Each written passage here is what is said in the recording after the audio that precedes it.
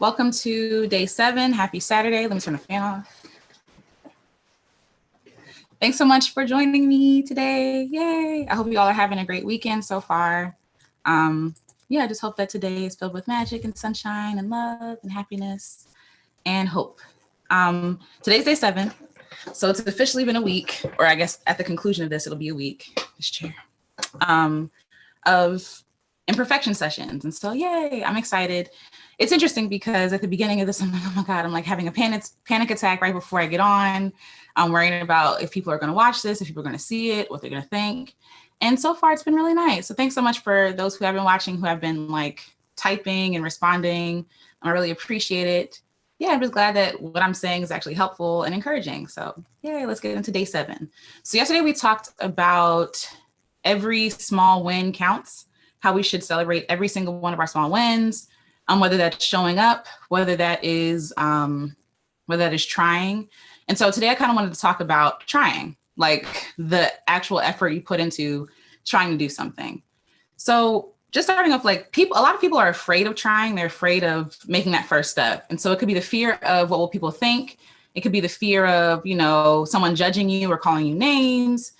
We talked about fear before and how the fear is really death. The fear is of death. And so that could be death of respect, death of relationship, death of what people thought about you. When you're playing it safe, right? Playing it safe as in staying in a box that someone put you in. It can be really difficult for the other person to understand you once you step outside of that box. We do it as humans. We try to compartmentalize everything to try to make things make sense, including people. So, if we know our friend Susie is a chemist and she does X, Y, and Z, that's what we know her for. If she does anything outside of that, it's going to feel weird. It's going to feel awkward. And so a lot of people can fear what people are going to feel about them if they try this new thing.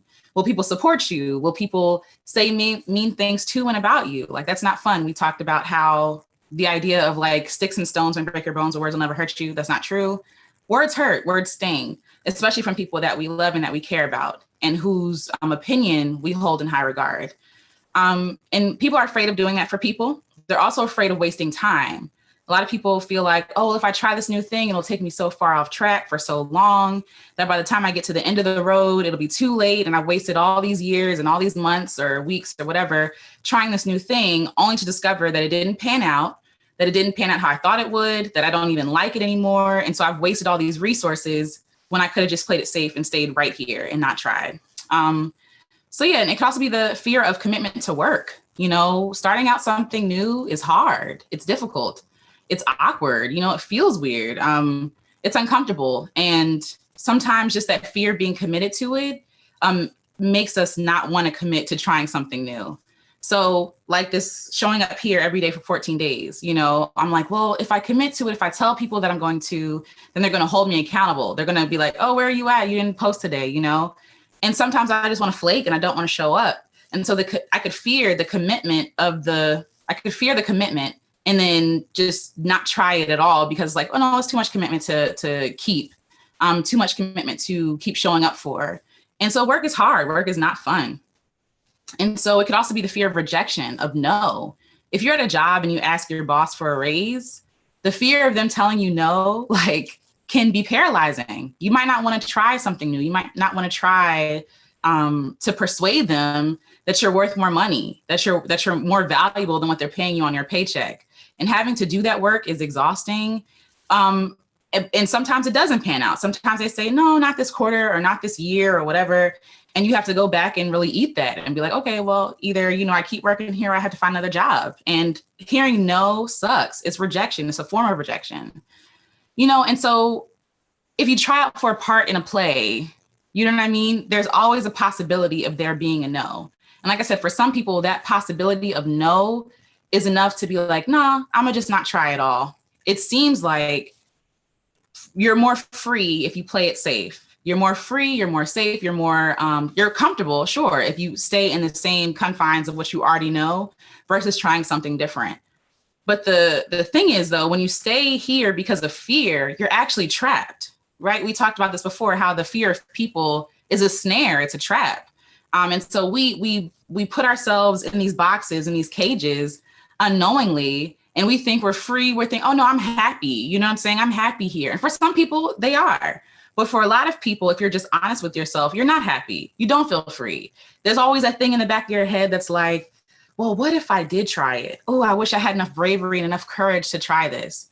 And so yesterday we talked about courage and how courage is not something that just comes. It's something that has to be practiced. It's something that has to be cultivated.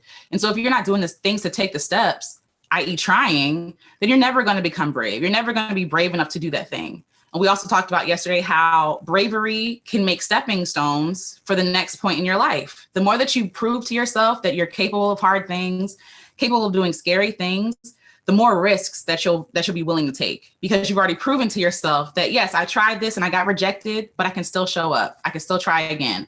I tried this and it didn't work out, or I found out that this isn't what I want to do. And so when you have that practice, when you have that experience, when you have this track record that you can look back on and say, I did that before, I can try something new, you're more apt to try new things. So let's think about babies, right? When they're born, like we talked about before, how babies depend on parents for everything. And so I'm saying this because when babies are born, they're worthy. When they're at the point of conception, they are worthy. At the point of your conception, you are worthy, right? When babies are born, they're learning how to walk. They're trying to explore their world. They're tasting everything, putting everything in their mouths. And they're trying everything. There's no fear in them about rejection necessarily. You know what I mean? There's no fear. They haven't had an experience where someone has told them you're not good enough. You know what I'm saying? That you're not worthy enough to try this. Like we as parents, as adults, right? We're telling kids, no. If you do that, you're going to burn yourself, right? They don't know that. We have to teach them to put these guards up, or else they would like hurt themselves all the time. But at the same time, you see a baby walking around, they're trying to walk, or I guess I should say trying to walk. Like when they're crawling and they're walking, they fall on their butt a million times. They fall face forward because their head is so heavy, right? Like they slide over and they run too fast. You know what I mean? And they don't understand the force in which they're running with, like the momentum, and they don't have enough time to stop, and they end up running into things, right? They fall and they might cry. And most times they just cry because they scared themselves, or they're embarrassed, or someone has scared them because we're like, oh my God, you know? And so babies just start crying. And so if you ever notice, sometimes like when babies fall and you don't look at them, like I do sometimes, like when babies fall, like my instinct is like, oh no, let me catch them. But when you let them fall and like you turn away and you act like you didn't see anything, a lot of times baby will just look at you and just keep it pushing. They'll keep it going, right? Because they don't have that sense of fear that we instill in children. And so what can also happen, and I've read this, I don't have kids, but like if your response to their trying is always so dramatic and always so it could seem like, oh, they're going to look at your face and be like, this is dangerous. Mommy doesn't like this. Why doesn't she like this? I'm going to go back to her, right? They'll be more risk averse. They'll be less apt to try new things. And so we don't want our children to be fearful, but we also understand the possibilities of them hurting themselves. And so that's what we try to protect them from. But what's amazing is when they fall, God in his infinite wisdom, right? Babies are like chubby, their bones aren't even like totally attached to each other yet, because he knew that they would need some sort of bumper on their body for all the mistakes that they were going to make, all the times they're going to fall on their faces, you know what I mean, on their little legs, on their butt, like, you know what I'm saying? He gave children bumpers, right? And so no matter how many times children fall or babies fall, they still get up and try again. That's insanity, right? Like if, as adults thinking about that, it's like, if I keep doing something and I keep failing, chances are as we get older, we're less apt to try it again. We're like, nope, it didn't work out the first time. I'm gonna keep it pushing. Like, I'm gonna try something else, right? Babies, on the other hand, are relentless. They just keep doing it. Like you tell the baby, no, stop putting that thing in your mouth. They're gonna keep putting that thing in their mouth. At some point, it's them being hard-headed, of course, but at the same time, it's they're more open to exploring. They're more open to trying things. I see daddy and mommy walking around like this. I want to try that. I see daddy and mommy on their phone. Let me try to be on their phone. Like they're mimicking everything that we do. So we want to be careful to protect our children, but also we should look at them in awe. Like if they can try, like literally they're in danger kind of like physical harm. Like they can run into stuff, hurt themselves, get all scratched up, but they'll keep getting up and trying again. We can learn a lot from babies. And so for babies learning how to walk, it's awkward for them, right? I'm sure for them, it's like, first of all, my legs are bow, like baby legs are shaped like this.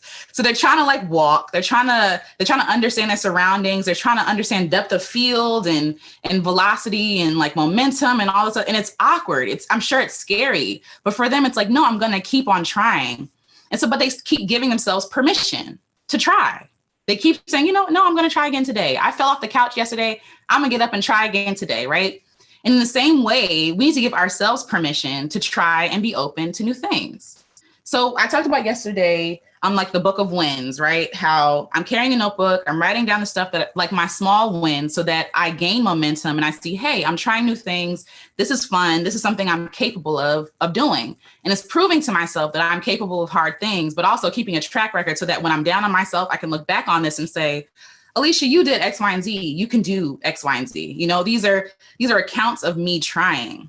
And so that's all that is. Like once you start trying and gain momentum, you'll start trying more things. You're like, oh, okay, this is less scary. Like I was in the car earlier and I was telling my husband that because I played guitar for you guys yesterday, which was really, really scary, today showing up and talking to you isn't as scary as it was the first day. Because to me, it's way more vulnerable. It's way more hard for me to show up and be vulnerable and play guitar for you that I'm not, proficient in, than me just sitting here talking to you when I have notes on the side, talking about things that I believe in. And when I showed up for the guitar playing and I was playing it, it was hard and it was difficult. Today I'm showing up and I'm like, well, I'm not playing the guitar today. So, I'm fine. It's okay. Like I'm building my muscle. I can feel the strength that I'm gaining. So like I said, once you start trying, you'll gain momentum to try more. So give yourself permission to try something. We have to drown out that noise of the world and like of all the things that could go wrong, all the things that could happen, all the time that we could waste, all the money that we could waste, and just try it. Just try it. Becoming good at something is a byproduct of trying something. Like a lot of people don't want to try stuff because they're not good at it. They're like automatically, well, I'm not good at this, so I don't want to try it. Well, yeah, you're not good at it because you haven't put in the work, to do it. And I say this like laughingly, but I do that all the time. Like, I'm like, well, I'm not good at this, so I don't want to do this. I'm not good at speaking, you know what I'm saying, in like coherent, messages, but I'm here trying, I'm here learning how to like actually formulate my thoughts and opinions and communicate them in a way that people can understand that. And so even little things like filler noises, right? Like, so filler, like when someone's speaking and they have these little things about them, they might say, or but, and, like little things that they fill the noise with. I'm trying to be more, I just did it again. I'm trying to be more cognizant of me doing that, but there's no way that I could get better at that if I'm not actually trying, if I'm actually not putting in the practice. So yes, I said, becoming good at something is a byproduct of actually enjoying the process. Again.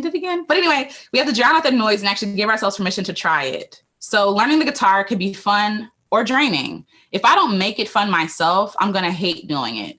If I put so much pressure on myself in the beginning to be like, okay, I'm going to try playing this guitar, but if I don't sound like, I've been playing for 50 years, then I don't want to play it. And it's so unrealistic and it's so unfair to ourselves to put that pressure on ourselves and our skills when we haven't given ourselves the ability to actually just practice, to mess up, to have fun, to make mistakes, to pivot, to learn. And I'm realizing that it's not good to have that mindset of if I'm not good at it, then I'm not willing to try it, because that's lacking in vulnerability, right? It's lacking in giving yourself permission. Like you're putting yourself in a prison. If you're not good at this, Alecia, you can't try it.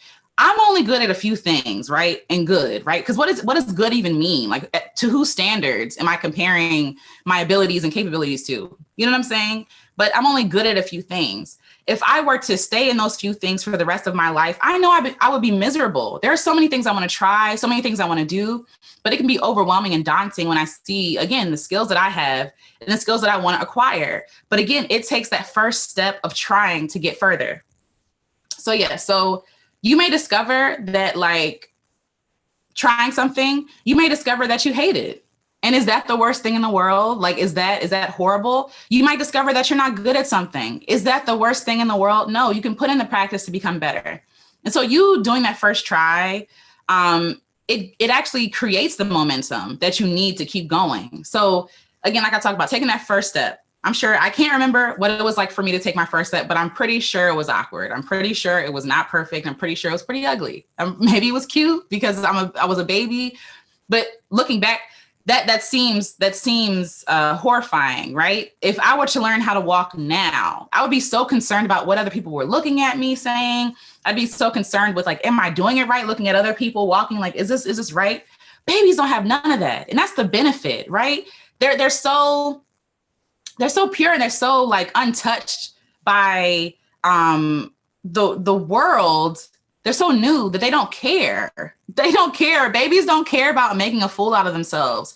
And that makes them open and able to learn new things, to try new things. And again, the older we get, the more bullying we experience, the rejection that we experience, we lose all want to try things new because we're like, no, this is my box and this is how I stay safe. And I get it because I do the same thing. Like, I want to be safe. I want to be secure. I want to feel like I belong. I don't want to feel like I'm outcasted. Who wants to feel that way, right? But there's nothing, and I know it's a cliche, but there's nothing in that comfort zone for you except comfort and this lie that you're happy here.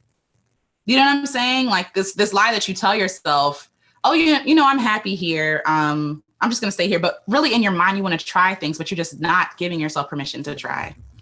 So I also want to address this idea that wasting time's a thing when you try things. Like there's a fear of wasting time. I mentioned earlier in this talk that some people fear, and I've had this fear, well, if I try this thing, you know, I might be years down the line and I realize I don't like it. I don't want to try it anymore, blah, blah, blah, right? The thing is, the time is going to pass either way. Like the time is going to pass either way. I've also told myself that I'm too old to try something. I'm too old to try something new. I'm too old to change careers. I'm too old to chase a dream. And that's a lie, right? But again, it's told to us by the world to say, no, if you haven't hit it by 25, you're done. Everything is done. But we know that dreams don't die at 30. Dreams don't die at 75. Dreams don't die at 100, right? We're given these things that we want to try, but we lie to ourselves and tell us like, no, I'm too old for that, because we're worried about what other people will say, what other people will think. So for one, you don't waste time. To me, the only way that you can waste time is literally not doing anything, you know? And even to that, I feel like you should have grace for yourself, because I don't want you to sit there, well, it's too late for me because I wasted time by not pursuing something I wanted to pursue. That's not true. You're not wasting time. So like I said, you have a dream today, 2 weeks will go by. And it's your choice whether you want to try that thing, whether you want to make that first step or not, you know? And it doesn't have to be a big step. Like I talked about yesterday, take small steps, small wins, just put you on the right track. Maybe if you're 50 and you want to go back to school and you're like, well, I'm too old for that. One, you're not. But then two, you probably have a better idea what you want to do with the rest of your life than some 18-year-olds, right? This lie that at 18, you have to make the decision that's going to affect you for the rest of your life. That's a lie. So at 50, you decide you want to go back to school. Maybe your small step is just researching schools in your area, figuring out how you can pay for your tuition. Like those are wins and those count. So that's what I was talking about yesterday, but in the same way today, you don't waste time. You don't waste time. Time is a gift. And to me, the only way you could waste it is by not being true to yourself, not being honest with yourself, you know? And also, I also believe that you don't lose anything, you just gain something else. So on the one hand, you could gain a skill, you could gain knowledge, you could gain a new career. Who knows? Who knows where that first try is going to take you, right? But on the other hand, even if you discover that this is not for you, even if you discover that this is not what you thought it was, or maybe along the way, you've taken an exit road and you're like, actually, I want to do this over here, right? You gain knowledge of yourself. You gain knowledge of your abilities and your actual interests. I would rather have the truth than sit here with the want and the dream and like, I wonder if, right? So there's no way for some things, there's no, like we can plan and we can try to make things perfect and try to point out this perfect trajectory of our careers. But we know from looking at other people's career paths that what sometimes they intended to do they had to actually pursue that one thing to figure out that this is not what I want to do and to go over here and to do this other thing. Or I do want to do this thing, but just not this way. So let me find my own way and navigate it the way that I can to this point. And so the only way that you can do that is by trying. The only way that you can be clear on your goals and clear on your next steps is by trying. Like, I read somewhere that the only way that you can get clarity is by doing. That is the only way that you can become clear on what you need to do next, is by doing. There's no way around it. Like, there's no way that, and I say this to you as I'm saying this to myself, I sit up there and come up with all these plans and all these dreams, and I don't execute for fear, but also because if it doesn't look perfect, then I don't want to do it, right? And now I'm learning that I can take little small steps forward, and every step counts. And then also I'm learning more about myself and what I don't want to do, what I do want to do, how I want to do stuff, only through actually doing a task, through trying. So I want to talk about some tips for you to start trying. The first one is to try with minimal expectations. I don't believe in people not having expectations. If they say that to you, they're lying. We're people and we have expectations. It's just a fact. Even if the expectation, when people say that, like, I don't have expectations, especially when dealing with people, it's usually because they've been hurt or they've been burned in some sort of way. And so they're trying to avoid being hurt again. But the expectation there is that people will let you down. So you do have an expectation, right? You're just like, I want to protect myself, right? And so you're expecting someone to hurt you. So you have low expectations. And for some, it makes sense, right? If somebody is proving to you over and over again that they don't care about you, that they're just out to get what they want and they couldn't care less about anything you think or say or feel, then yes, have those expectations that you're going to be let down, because you would rather be proven right than expecting something that they're not able to perform. You know what I'm saying? So have realistic expectations, which are minimal. If you're just starting something, don't have these high hopes that like you're finna, like, I don't know, be the expert in whatever field you're studying. So like with the guitar, as I talked about yesterday, if I'm just starting out practicing guitar, I'm not going to expect myself to be playing in any jazz bands anytime soon or any like performance. Like, that's an unrealistic expectation. But I can make minimal expectations, which is like, okay, if I practice this thing every day, I'm going to learn my chords. I'm going to learn my strings. I'm going to learn finger positions and stuff like that. I'm going to gain dexterity in my fingers. Keep the expectations at a minimum. It's if you put too much pressure on yourself, like I talked about yesterday, you'll injure yourself. Like I spoke about again yesterday, using the same example. You're trying out for a triathlon, or you're trying a triathlon. People train for that for years. People train for that. Like, that's nonstop. That's all they do. Me, if I'm going out there for a triathlon, I'm either going to injure myself, I'm going to quit, or I'm going to pass out, right? Because I'm not conditioned to do that. So in the same way, what are you conditioned to do? Like, what is your ability? Have those little minimal things. Maybe all I can do right now is walk around my block, and that is okay. And I would still be on the way to doing a triathlon. It's just having those minimal expectations. So yeah, your expectations should be simple. Maybe the expectations is just to have fun, just to enjoy the process, right? To explore. Like, go back to the baby example. Babies don't know what they're doing, but they just do stuff. They just do stuff because they're trying to figure it out. Have that same grace with yourself. You're just trying to figure it out. These new things that you're trying, these new ventures that you're going on, these new quests, you know what I'm saying? That's exactly what it is. You don't really know. And you don't know, when babies are doing stuff, they don't know what the outcome is. Like when they're putting a blanket in their mouth, they don't know what the expectation, they don't know what the expectation is. They don't know what the outcome is going to be. In the same way, sometimes you don't know what the expectation is going to be. I feel like it would be better if you were just open-hearted, if you were just open to any possibility, rather than you having this, like, no, it has to be this, being rigid. That's the word I'm looking for, being rigid in your expectations. It has to be like this. It has to look like this. It has to come about like this. It's unrealistic and it's unfair to you. And you'll be missing out on all the new things you could be discovering along the way, which might be you don't like what you're pursuing, or you don't like the way that you're pursuing it and you want to try something different. Example, you might go to a CrossFit class and then you realize, I actually hate this, but you like playing sports. That's me. I don't like going to the gym. I hate going to the gym. I hate it because I don't know what I'm doing. And then I feel like, even though like I was going to Planet Fitness and they were talking about no judgment zone, let's be real, I'm judging myself. And so I'm looking at the person beside me and I'm like, dang, like, I'm not feel like that. Should I be running on this treadmill? I don't know. Bump all that. I like playing sports. I like moving. I like exercising without knowing that I'm exercising. Like, it's fun. I love playing tennis, and I played sports in high school. Like, that's how I got my exercise. So if I know that about myself, maybe I shouldn't try to like join a gym, you know, and have these unrealistic expectations of myself and then be mad at myself when when I don't follow through on stuff. Work with yourself. Have the expectation to play, to just have fun. Sometimes stuff is just good just to have fun. It's okay. The process, focus on the process, on like de-stressing and decompressing. Learning new things should be fun. There might be some stuff that might be hard to understand, but you don't have to be hard with yourself. You don't have to be rigid with yourself. Have grace with yourself for just trying.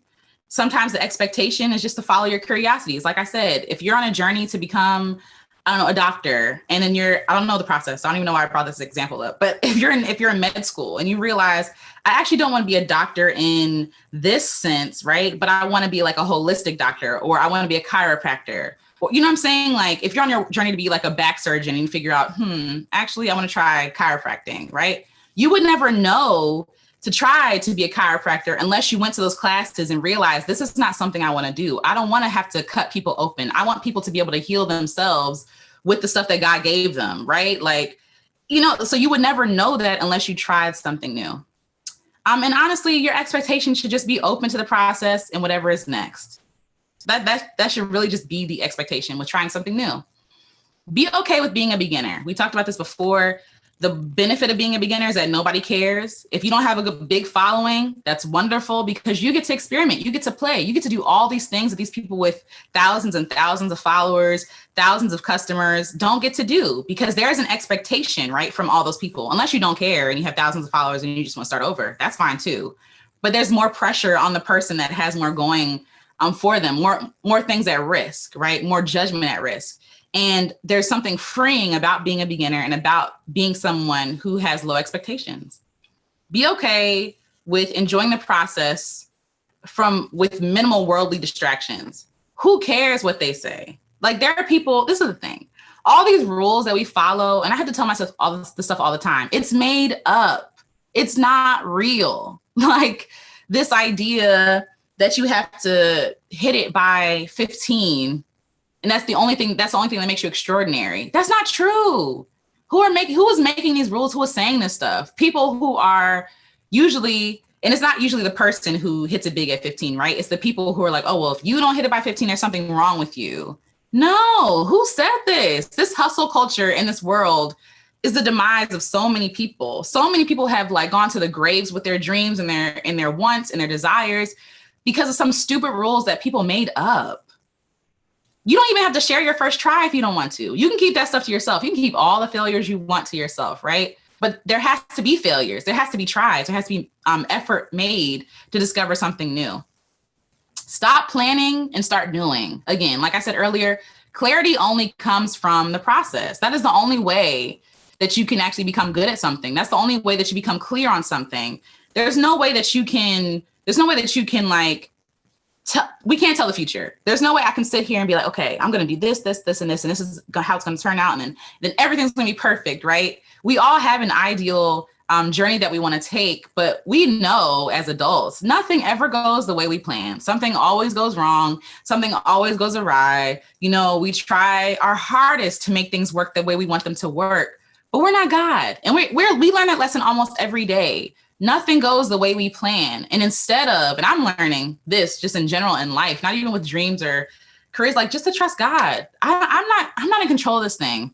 I can't control anything. I don't know how anything's going to try out, but I don't know how anything's going to play out, but what I can do is give God my try. But okay, God, I'm thinking you want me to do this. Here it is. And he might take it and be like, no, this is actually like, rip it up. This is actually not what I want you to do. This is actually not what I want you to focus on. Or this is not what I want you to do right now. Right now, I need you to focus on this. And so I'm trying to like literally my prayer every day. We were reading a book on like driving with my husband, and it's really just asking God for enough grace for today. Because that's all I can see. That's all I can control is what I do today. And sometimes I can't even control that, right? If I have plans, if I have 5 things on my to-do list, but there's an emergency that comes up, I'm not going to forsake the emergency because I got 5 things on my to-do list. You know what I'm saying? Like, life happens. You're human. You're trying. You're scared. And I get it. Like, cause so am I. I'm afraid to try new things too. But a lot of times on the other end of that try, you realize it wasn't that bad. It wasn't that scary. What I thought was going to happen didn't happen, or it did happen and I didn't die. You know what I'm saying? Like, I'm here. It did happen and it's not the worst. Here they go trying to mow the lawn again. But anyway, you know, like, you realize that it's actually not as bad as what you dreamt it up to be. We hype stuff up so much. Like, all these things we worry about, half the stuff don't even happen. You know what I'm saying? Like, you're pumping, you're sweating, you're wasting all this energy. And then after you finish, your energy is depleted because you realize, oh snap, I wasted all that energy and all that time trying to do the first step, and I did it and I'm okay. And I actually enjoy this and it's actually fun. So yeah, that's the only way that you can learn is by doing. So give yourself permission to try. Give yourself to make a messy try. It doesn't have to look perfect. I hope y'all can still hear me, but it doesn't have to look perfect. Your trying could be a mess and it still counts. It still counts. And please don't give up just because the first try didn't work out. You know what I'm saying? Use that as a learning experience. You're not a failure. You didn't fail. You won because you tried. You won. And you win if you keep showing up. You win if you keep doing. And like I said, all the stuff I'm saying to y'all, I'm saying it to myself because I'm trying really hard to give myself permission to try. And I hope that you do too. And that's basically all I have for today. It's day 7, so I made it a week, y'all. Yay! But I hope to be here again tomorrow. Tomorrow I'll be here earlier. I'll be here at 10 because 11 I have church. So I hope this was helpful. Let me know what you think. Let me know if this helps you in any kind of way. What things are you trying? What things are you trying to give yourself permission to try? And what boxes are you putting yourself in? How are you limiting yourself? And I hope that we can work through this thing together. So until tomorrow, you guys, as they're mowing the line, hope y'all have a great day and a great rest of the weekend. Bye.